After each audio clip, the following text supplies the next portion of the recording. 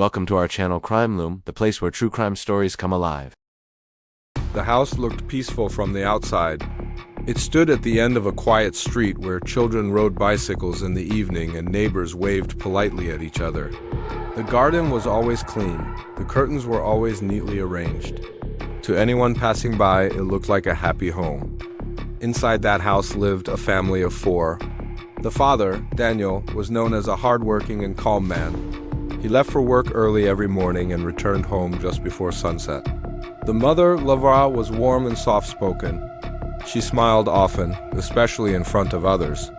Their 2 children, Emily and Ryan, were close in age and very different in personality. Emily was quiet and thoughtful. Ryan was cheerful and energetic.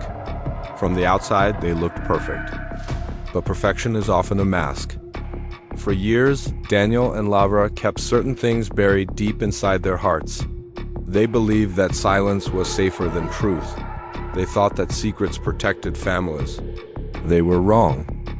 It started many years earlier, before the children were old enough to understand anything about adult problems. Daniel had built his career with determination. He worked long hours and made smart choices. But he also made one terrible mistake. A mistake that he never told anyone about. One night, after a company dinner, he made a decision that changed everything. He drove home after drinking too much. He believed he was still in control. He was not. On a dark road, in the rain, something happened. He hit someone. The sound still echoed in his mind even years later. He stopped the car. He stepped out.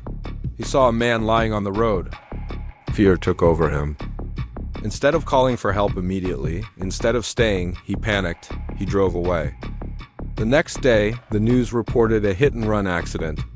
The victim had died. Daniel watched the news in silence. Laura noticed how pale he looked, but he told her he was just tired. He carried that secret alone at first. It ate him from inside. He stopped sleeping well. He became distant. Laura felt the change, but did not know the reason. Months later, unable to carry the weight alone, Daniel confessed to Laura. He expected anger. He expected shouting. But Laura only cried. She was not crying because she hated him. She was crying because she realized their life would never be simple again.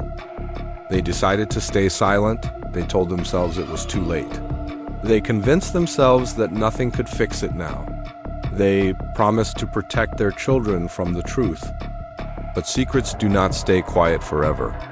Years passed. Emily turned 16. Ryan was 14. The children began noticing the tension between their parents. Small arguments started happening more often. Daniel was easily irritated. Laura was anxious and watchful. Emily felt that something was wrong. She often saw her mother staring out the window late at night. She sometimes heard her parents whispering in their bedroom. When she asked if everything was okay, Laura would smile and say yes. One afternoon, while searching for an old family photo album in the attic, Emily found a locked metal box. It was dusty and hidden behind old clothes. Her curiosity grew stronger. She tried to open it, but it was locked.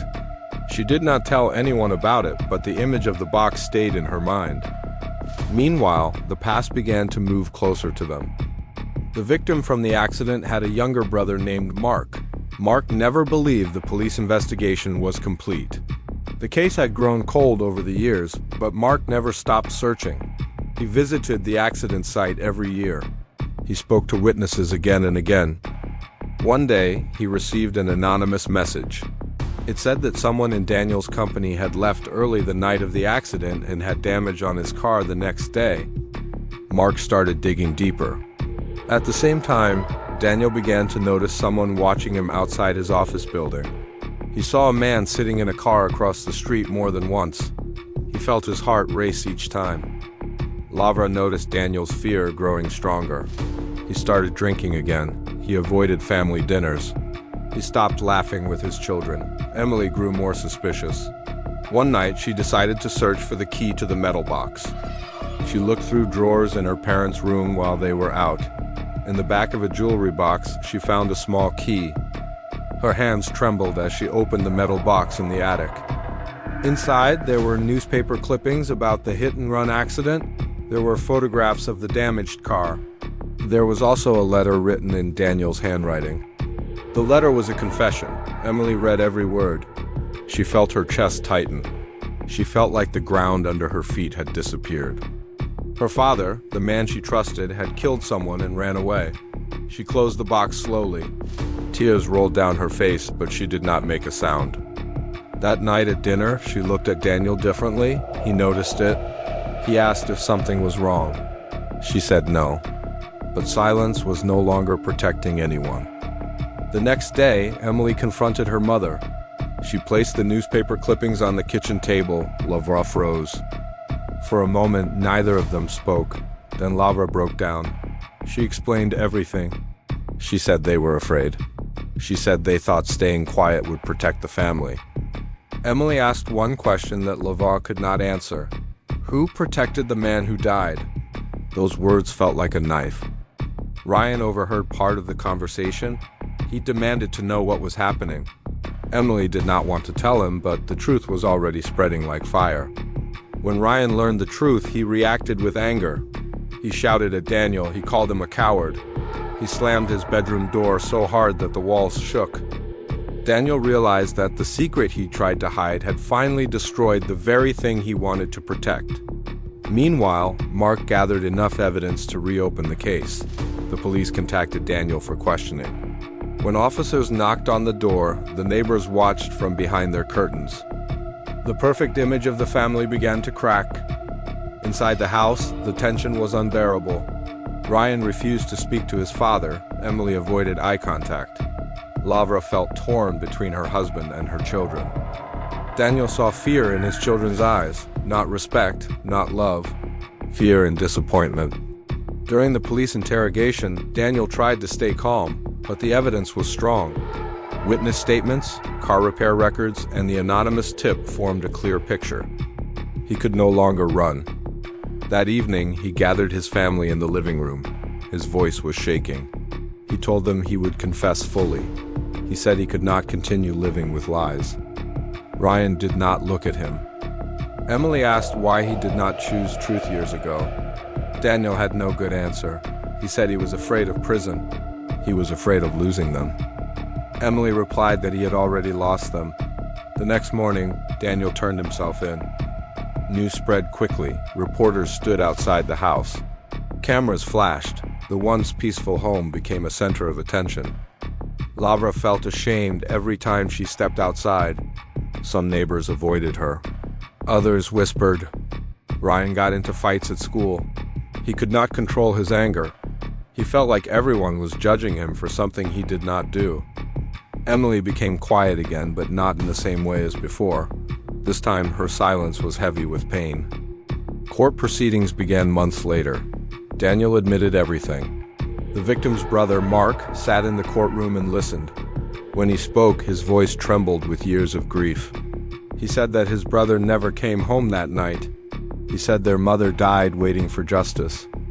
Every word felt like another crack in the family's broken foundation. Daniel was sentenced to prison. When the judge announced the sentence, Lavra felt both sadness and relief. The waiting was over. The lie was over. Life after that was not easy. Money became tight. Lavra had to work longer hours. Ryan struggled with trust. He questioned every adult in his life. Emily tried to hold the family together. She cooked meals. She helped her brother with homework. But inside, she was still hurt. One day, Emily visited her father in prison.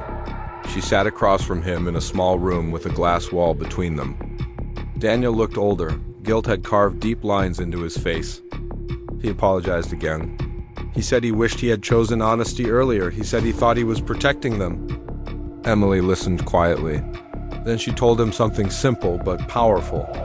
Secrets don't protect families. Truth does. Daniel nodded slowly. He finally understood. Outside prison walls, Lavra started attending support groups.